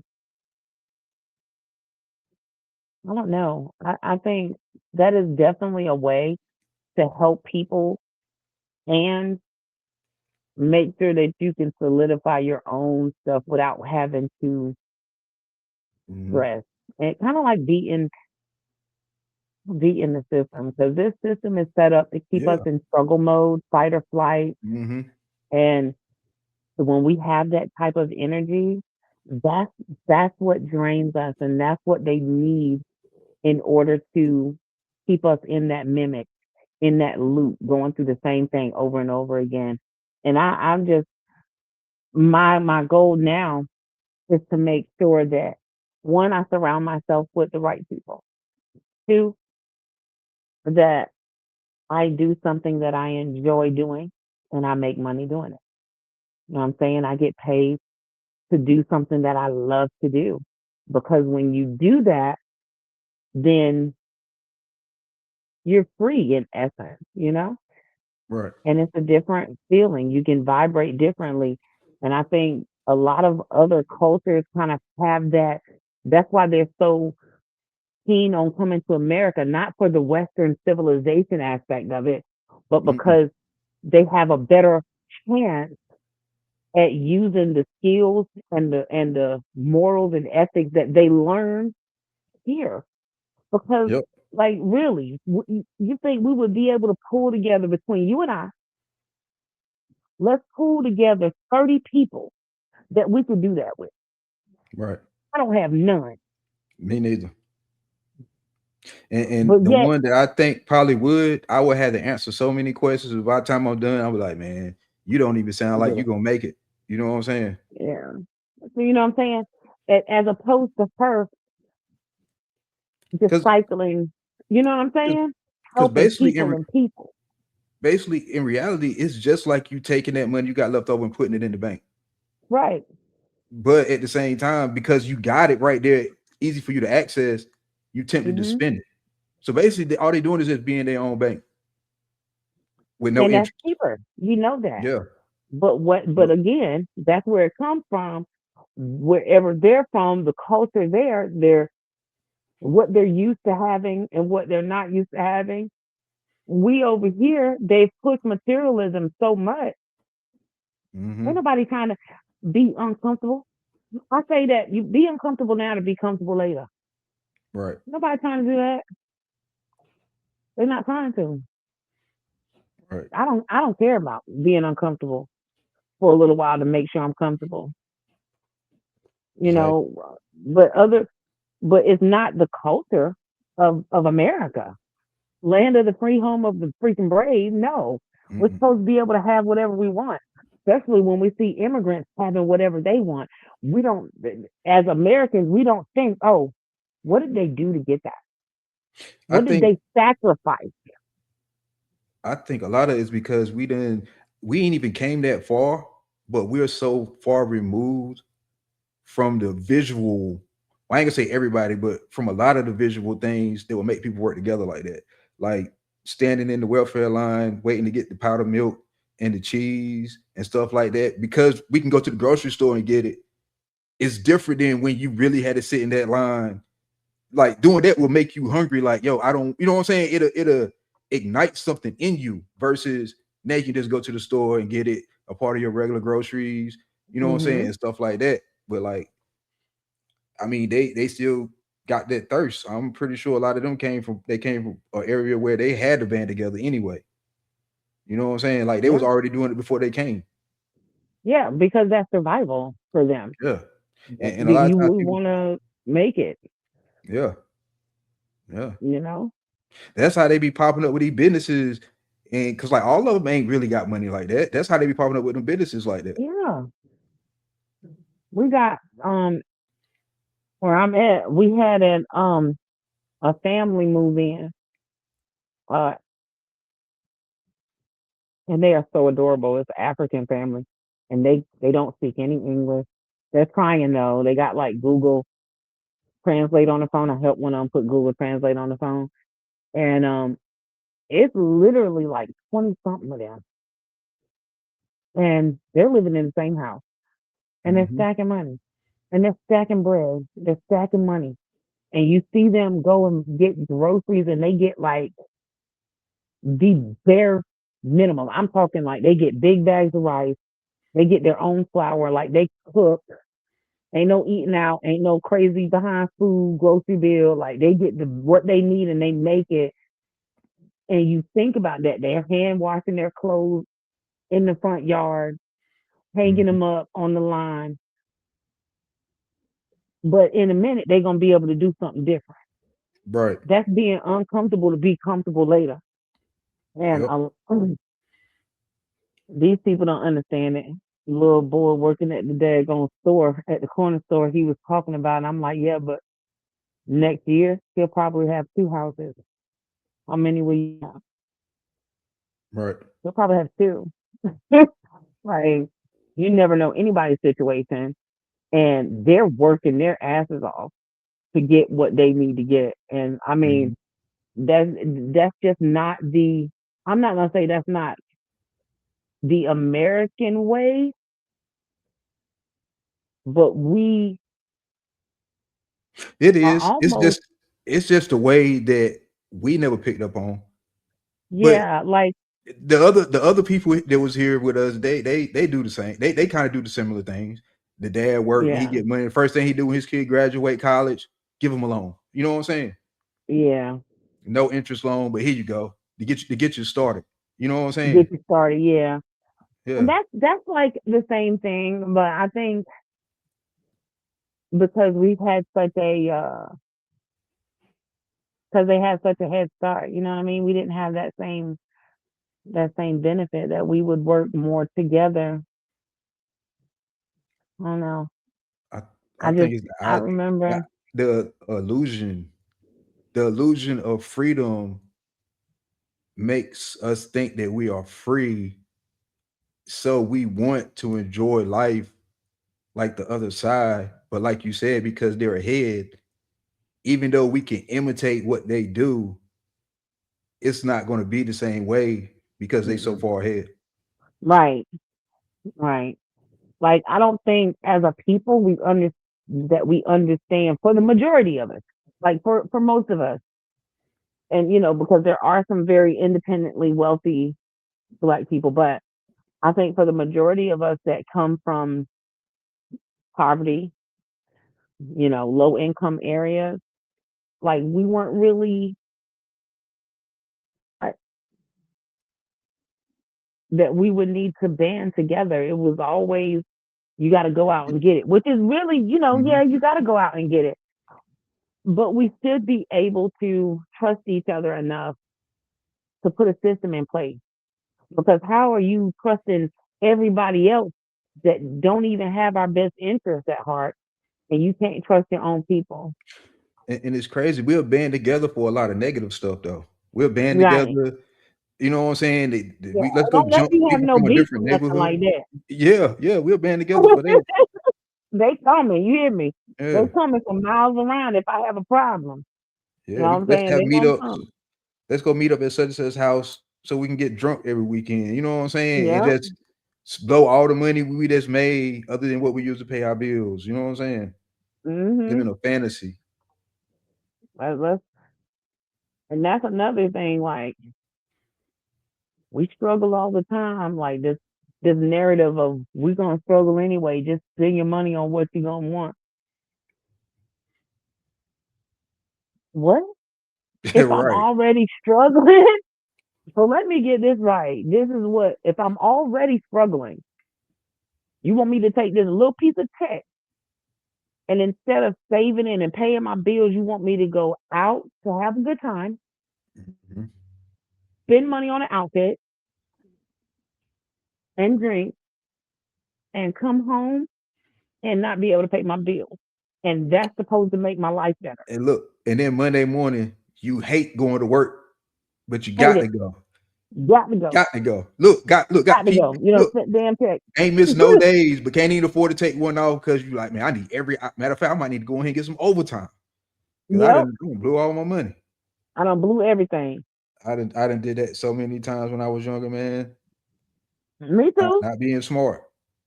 Me too. But it was because of what they would tell us, and then I sat down one day and I'm thinking about that shit. It just don't sound right. It don't sound right. You have this, and this. Mm-hmm. You know what I'm saying? I sat down like, what? How much do I need to get a new car? And I sat down and I'm looking at it. I'm like, well, I made that. Why ain't you got that kind of money? Ooh, that's ugly. I spent how much on that? Jeez. Yeah. You know what I'm saying? And we Right. have poor relationships with money. You know what I'm saying? I Yeah. was 30 years old before I started checking my bank account regularly. Like That's crazy. I went to the store before we got on and I was about to pay with my card or whatever. and it said I had 9 cents up there, right? So the dude, he kind of smirked, and I was like, hold on. I transfer. I said, I got to ask myself for money so that I never overspend. Then he stopped smirking. Because like my thing is, if I see what I'm spending, if I can't just spend it right then, and I got to stop Yeah. and look at what Mhm. I'm taking it out of to spend it, I start weighing whether or not it's even worth me even It's purchasing. even worth doing. Yeah. Yep. Yeah. And that's kind of how I told my kids to do. I'm like, man, get you a bank account, savings account, and a debit card, and never put money up there until you got to spend it. And every time you do it, you'll always see what you're taking. Like you won't just wake up one day or every 30 days, like, dang, I thought I had more of this in my savings. You'll see it every time you take something out, Yeah. regardless of whatever it is. It'll make you think twice on, you know what I'm saying? Like, dang, I don't really need this because I'm trying to do that. Mm-mm. Right.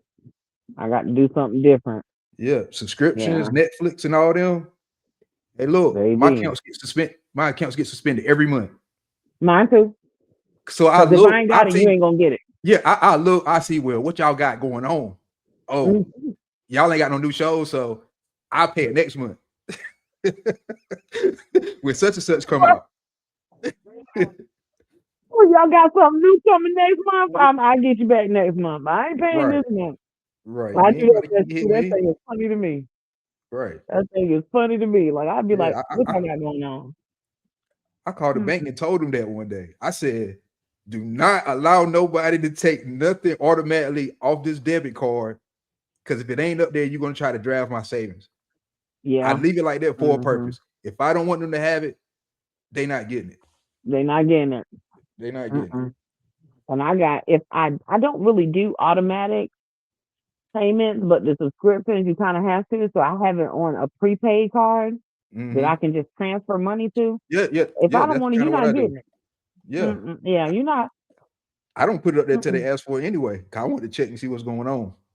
Yeah, I don't put it up there either. It got to. Hey, it's Mm. gonna have to decline first because I don't even know And when they then, come out. and then I'm It's gonna gonna check have to Tubi. decline. Then I'm gonna check Tubi and make sure it ain't up there And too. Because sometimes they be having the same movies at the same time, and Tubi free. then I'm gonna check Tubi first. Yeah, We pretty preaching. We ain't playing. We ain't paying with for nothing. We ain't got to. You got us. nah. Right. Yeah. Because my Got logic Tubi. is okay. Something on Netflix I want to watch is still cheaper than me going to the movies to see something. Yeah, So it I is. pay for it when it's something I want to watch, saying, "Oh, dad, well, at least I ain't got to go to the movies because I did want to watch a good movie." So it's Yeah. still cheaper than going to the movies. But I ain't going to the movies Hmm. every month. And I don't even watch series like that. So it's Nah. definitely got to be something that I want because Tubi done step their game up. Okay. Yeah. And I've been liking their organizational skills. They Oh got yeah. things all nice and all the Ratchet movies are kind of like at the bottom. They Yeah. got all the good movies up at the top. They be doing new releases and stuff. I be like, okay. Yeah. They making their own movies now. Like they show you like how something can actually grow like that. You know what I mean? Like Yeah. because at Yeah. first they I used to mean, have and like they still do the old iPhone movies. movies. Yeah. Yeah. And they still post all them little iPhone movies they got. You Hmm. know, they ain't forgetting their roots, Right. but they have, they're doing something great. So I'm like, okay. And it's still free. Right. Okay then. Because I'm a little happy about that. I was gonna watch Hello. Get Rich or Die Trying. I was like, I ain't seen it in a while. I'm gonna watch it. It was on Prime. I was like, man, they want me to subscribe to Stars. I was like, hold on. Mm. Man, I went right to Tubi. It was sitting right there. Free. Lordy. Like y'all think y'all slick. Y'all purchasing rights to these movies at the same time. One free, but if you don't look for it and you really want to see it bad enough, you're gonna pay for it. Yeah. And YouTube I got understand movies that. too. I be Oh yeah. all over the place.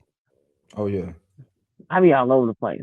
Like, because I don't watch them enough to like do it every month, but I do have moments where I'm just like, I didn't want to watch something and relax, but I don't do it every month. Yeah. That's kind of how I am. And then it's like the Five Heartbeats. I can't find that nowhere. I think they know black people love that movie. They be like, if you want to see this movie, you're gonna pay for it. Like I never see it come on none of these streaming, like a part of their subscription. I never see it there. The only place Yeah, I see no. it, it's on YouTube, but you gotta rent it. I think that it's like $15. It's on Prime, but you Yeah, gotta you rent gotta it. rent that. But Yeah, you rent it. I think it's like you check it out for a month. So right. I think like if you I might rent it, want. whatever the price is, I think you have access to it for 30 days or something like that. Something crazy like that. Don't give me no damn 30 days to watch it. I'll forget. Right. You might well go to Walmart and try to just buy. Well, I don't know if they even sell DVD players no more, but I mean, it would be a You lot can get better. that. You can get a DVD player, but the new TVs, I don't know that they hook up to Yeah, I know, right? them. So we closing out. Yeah. You got any closing remarks? I do. So one of my biggest takeaways tonight was um how it connected with management, leadership, wanting to dim someone's light, and the second video we watched where it talks about people to avoid, which is energy vamp and pessimist. And it correlates even in the workplace. Those are people that even if you can't avoid them, to observe and not absorb their energy. Walk in your own light, feel comfortable being yourself, and stop seeking validation. Right. Right. And I just want to say, just like this is for anybody, just do your best to make yourself as free as possible. Like, try not to get in too much debt where you get stuck at a dead end job you don't want to be in, but you're forced to work there, or to a point where you got to rely on people that you really can't rely on. Like, just try to be as independent as possible. Stay focused on your goals, and just be mindful of what's going on around you. Y'all have a good night. Night, guys.